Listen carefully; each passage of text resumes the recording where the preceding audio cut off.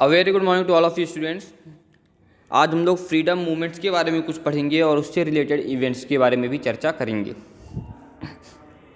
यहाँ पे समझेंगे। तो हम लोग जब समझते हैं तो लास्ट चैप्टर में आप लोगों ने बहुत सारे फ्रीडम मूवमेंट्स के बारे में पढ़ा कि किस किस ने पार्टिसिपेट किया। 1857 के बारे में भी आपने पढ़ा कि 1857 में किस प्रकार से फर्स्ट फ्रीडम स्ट्रगल हुई। यहाँ तक कि आपने नेशनल अवेकनिंग के बारे में भी पढ़ा है कि किस तरह से देश हमारा क्या हुआ, जागरूक हुआ अपने आज़ादी के लिए। तो इसी से रिलेटेड एक इवेंट था पार्टीशन ऑफ बंगाल।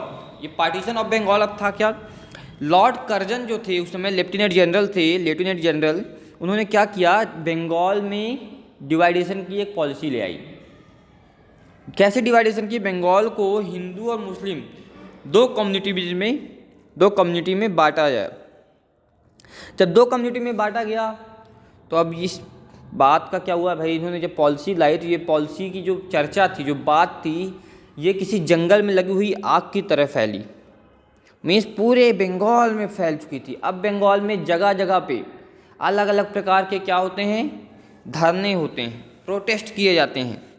जब प्रोटेस्ट किया जाता है तो ये प्रोटेस्ट कैसे थे,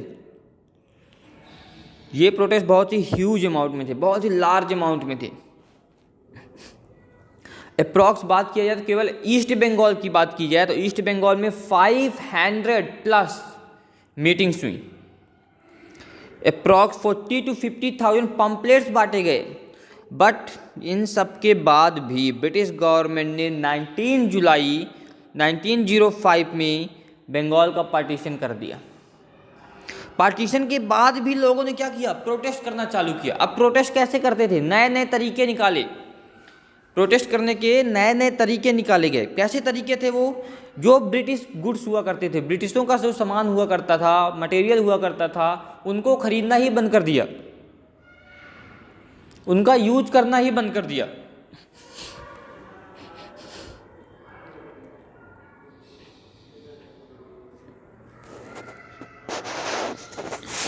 अब ये जो हिस्टोरिक मीटिंग थी, एक कोलकाता के टाउन हॉल में एक मीटिंग हुई 7 अगस्त 1905 में, जहाँ पे स्वदेश मूवमेंट का ऑफिशियली अनाउंसमेंट किया गया।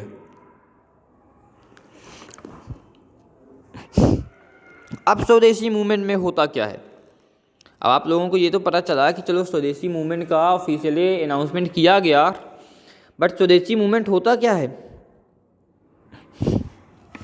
पूरे देश भर में अब लोगों ने क्या किया, स्वदेशी मूवमेंट को सपोर्ट करने के लिए जो इंडियन गुड्स हुआ करते थे उनको तो यूज करते थे, बट जितने भी ब्रिटिश गुड्स थे, ब्रिटिश गवर्नमेंट के प्रपोजल्स थे, उन सभी को यूज करना ही छोड़ दिया। मीन्स उन सभी को छोड़ दिया, पूरी तरह से बायकॉट कर दिया उन सभी को।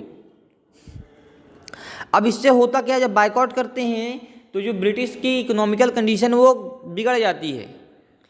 अब इससे होता क्या है भाई, जब मनी का फ्लो होना बंद हो गया, इससे क्या हुआ, मनी का फ्लो होना बंद हो गया। कैसे फ्लो होना बंद हो गया, हमने गुड्स खरीदना बंद कर दिया तो हमारे जो मनी थी वो बाहर कंट्री के जो जाती थी उसका फ्लो होना बंद हो गया। अब हमारे देश के पैसा बाहर कंट्री के नहीं जा रहा था।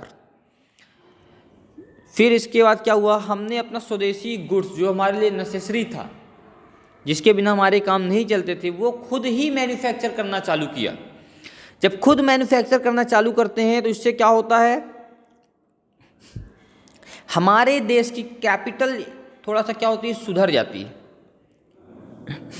और जो स्वदेशी स्कूल वगैरह भी क्या की गई उस समय, इस्टेब्लिश की गई। स्वदेशी स्कूल का इस्टेब्लिश करने का मतलब क्या था, जो ब्रिटिश स्कूल्स हुआ करती थी वहाँ पे इंग्लिश लैंग्वेज, जो वेस्टर्न लैंग्वेज थी, उसको इम्पोज किया जाता था। ये आपने लास्ट चैप्टर में पढ़ा था।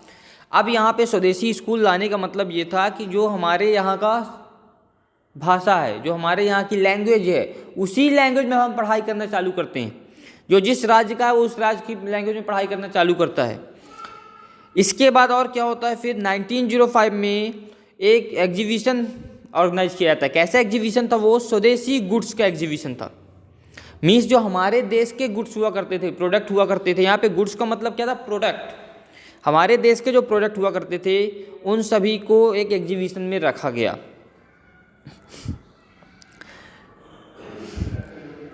और जो इसकी स्क्रिप्ट जो हमारे यहाँ की बनारस हिंदू यूनिवर्सिटी है उसको उसी समय पे इस्टेब्लिश किया गया था।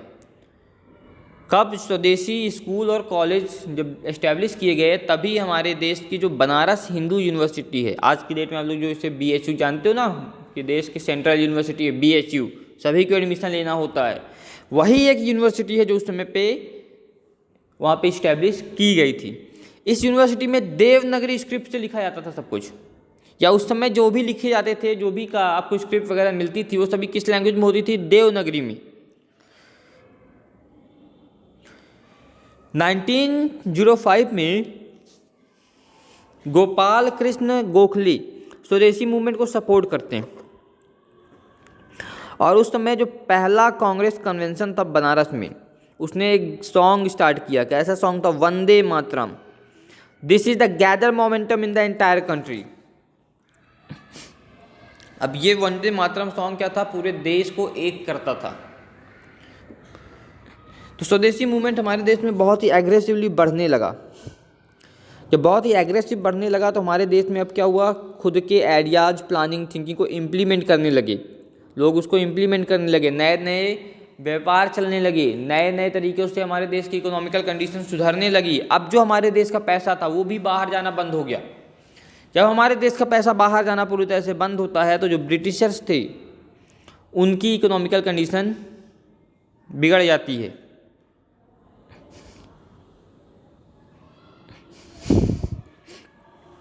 यहाँ तक कि गुड्स की बात अगर हम लोग करते हैं तो गुड्स तो बायकॉट किए गए थे ब्रिटिश, और स्वदेशी मूवमेंट में खुद के कपड़े बनाने लगे थे। जो ब्रिटिश क्लॉथ्स हुआ करते थे उनको भी बायकॉट कर दिया गया था। मीन्स अगर हम लोग ऐसा बोलें कि ब्रिटिश से रिलेटेड हर एक वस्तु का त्याग किया गया था। ब्रिटिशर से रिलेटेड, विदेशों से रिलेटेड हर एक वस्तु का त्याग किया गया था।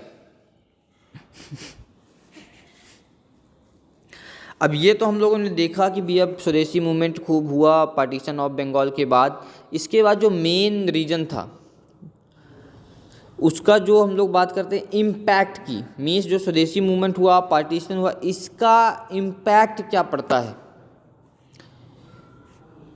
तो इसका बहुत गहरा इम्पैक्ट पड़ा था हमारे इंडियन फ्रीडम स्ट्रगल में। कैसा इम्पैक्ट था?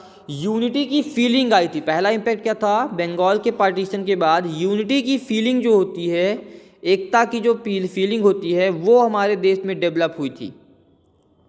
दूसरा क्या हुआ था? स्वदेशी गुड्स जो हुआ करते थे, जो हमारे देश के खुद के गुड्स हुआ करते थे, प्रोडक्ट हुआ करते थे, उन प्रोडक्ट्स की रेस्पेक्ट बढ़ती है, उन प्रोडक्ट्स को इज्जत दी जाती। कौन कौन से उस समय इंडस्ट्रियाँ थी अपने देश की? सिल्क वीविंग, हैंडीक्राफ्ट्स, हैंडलूम्स, ऐसी कोई इंडस्ट्रीज़ थी जो बहुत ज़्यादा प्रचारित होती हैं उस समय पे, बहुत ज़्यादा बढ़ती हैं। दूसरा क्या होता है? Feeling of self reliance develop होती है। सेल्फ रिलायंस की फीलिंग क्यों डेवलप होती है? पार्टीशन ऑफ बंगाल के कारण। चौथा क्या आता है? एजुकेशन के फील्ड में भी बहुत सारे चेंजेज आते हैं। जो अभी national college, Bengal national college establish किया गया गुरुदेव रविंद्रनाथ टैगोर जी द्वारा, शांति निकेतन लाइन्स लिखी गई, वो सारी चीज़ें अगर हम लोग देखें तो कॉलेज के उस समय जो प्रिंसिपल बनाए गए थे वो कौन थे? अरविंद घोष। उन्होंने नेशनल स्कूल्स वगैरह भी और सारी इस्टेब्लिश करवाई थी। तो हमारे देश में स्वदेशी स्कूल्स का भी इस्टेब्लिशमेंट हुआ। कल्चरल कॉन्शियसनेस का डेवलपमेंट होता है। जो हमारे देश का कल्चर था उस कल्चर को बढ़ावा दिया जाता है। कौन देता है? ये तो फ्रीडम फाइटर्स हुआ करते थे उन्होंने दिया, जैसे मुकुंद दास ने, रजनीकांत सेन ने, रविन्द्रनाथ टैगोर, अबू मोहम्मद। तो बंगाल के पार्टीशन और स्वदेशी मूवमेंट्स के इतना गहरा इफेक्ट पड़ता है। तो ओवरऑल अगर हम लोग बात करें तो हमें फ्रीडम का मतलब समझ में आता है। जो ओवरऑल इम्पैक्ट पड़ा था वो क्या था? हमें फ्रीडम का मतलब समझ में आता है। जब हमें फ्रीडम का मतलब समझ में आएगा तभी हम फ्रीडम के लिए कुछ स्ट्रगल कर पाएंगे, नहीं तो हम फ्रीडम के लिए किसी भी प्रकार की कोई भी कोशिश नहीं कर पाएंगे। जब तक हमें किसी चीज़ का मूल्य पता ना हो तब तक हम उस चीज़ के बारे में कभी ध्यान नहीं देते हैं। अब जो हमारा नेक्स्ट टॉपिक है वो क्या है, सूरत स्प्लिट। हमारे देश में बनारस में 2 कन्वेंशंस हुई, एक बनारस में 1905 में, उसके बाद कोलकाता में 1906 में। इसके बाद 1907 में एक कन्वेंशन होनी थी, कहाँ पे, नागपुर में, जो कि चेंज होकर के कहाँ पे होती है फिर, सूरत में होती है।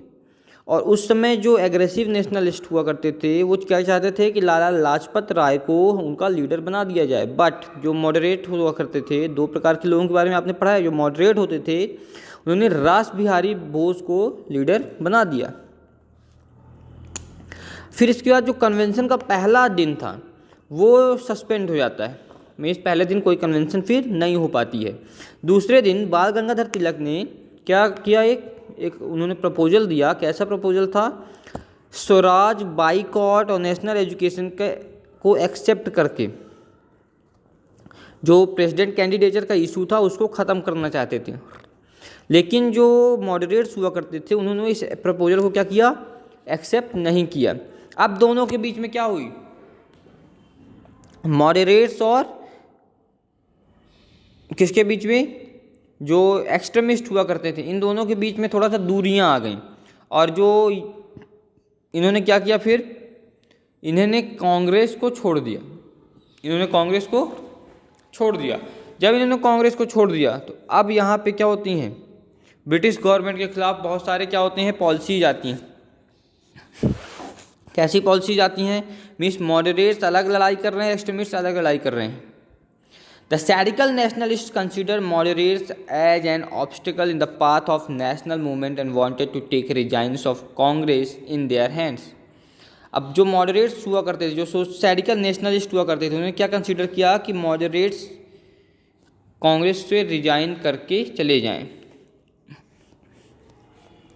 On the other hand the moderates also wanted to keep the Congress away from aggressive influence. और जो मॉडरेट हुआ करते थे वो कांग्रेस को एग्रेसिव इन्फ्लुएंस से दूर रखना चाहते थे।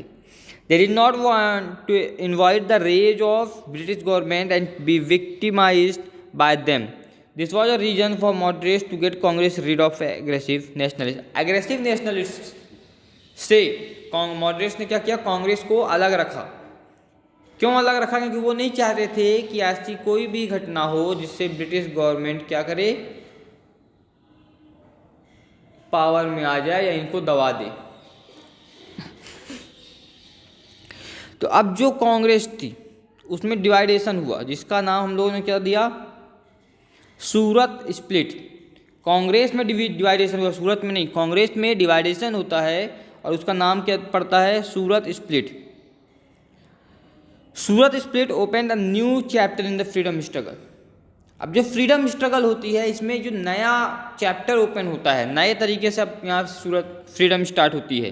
A new consciousness was taking place not only in the selected few people from middle class but among masses which was overwhelming the minds and heart of the masses।